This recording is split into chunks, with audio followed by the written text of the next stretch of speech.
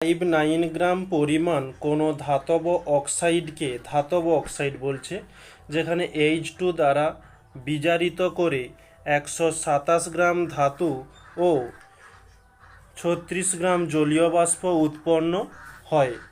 এই বিক্রিয়ায় কত মোল H2 প্রয়োজন হয়ে থাকে? তো ধাতব অক্সাইড, যাকে আমরা FeO দ্বারা চিহ্নিত করি, প্লাস H2 দ্বারা বিজারিত করতে বলেছে। H2 দ্বারা বিজারিত করলে ধাতব মানে ধাতুটি উৎপন্ন হবে, এবং Fe প্লাস বলছে বাষ্প, যার সংকেত হয়ে থাকে H2O। ওকে, এবারে আমাদের প্রশ্নে বলছে ধাতব অক্সাইড হচ্ছে 159 গ্রাম এবং Fe যার পরিমাণ বলা হয়েছে 127 গ্রাম। নেক্সট বলেছে H2S কত গ্রাম? 36 গ্রাম। তারপরে বলছে কত মোল H2 প্রয়োজন, এই মোল সংখ্যাটি নির্ণয় করতে বলছে।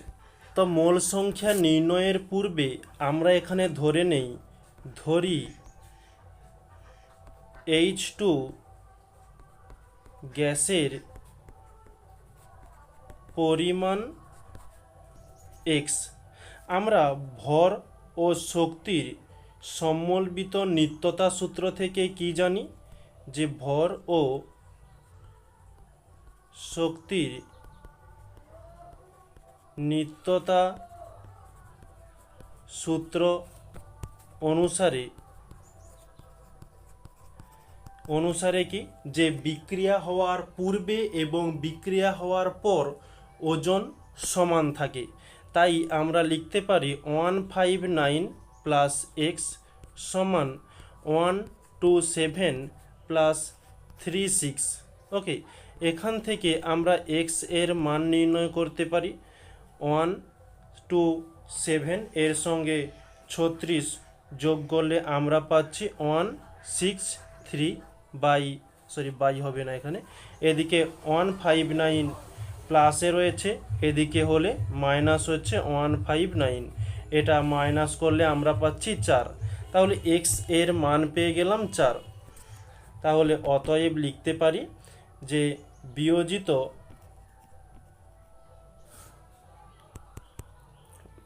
নয়, যে FeO কে বিয়োজিত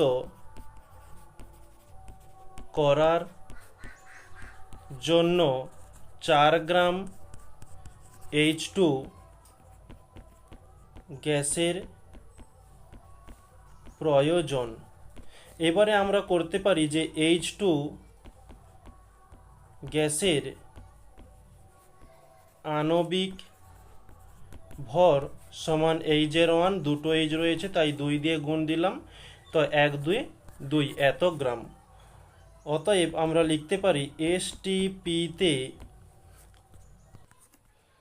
2 গ্রাম H2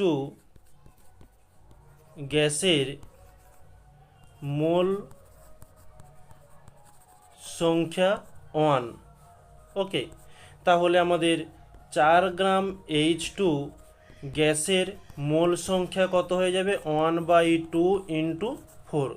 তাহলে 2 দিয়ে দিলে 2 2 4, আমরা তাহলে পাচ্ছি 2 এত 1 মোল এবং 2 মোল। এটি হচ্ছে আমাদের চেয়েছিল, এই 2 মোল, এটি হচ্ছে আমাদের অ্যান্সার।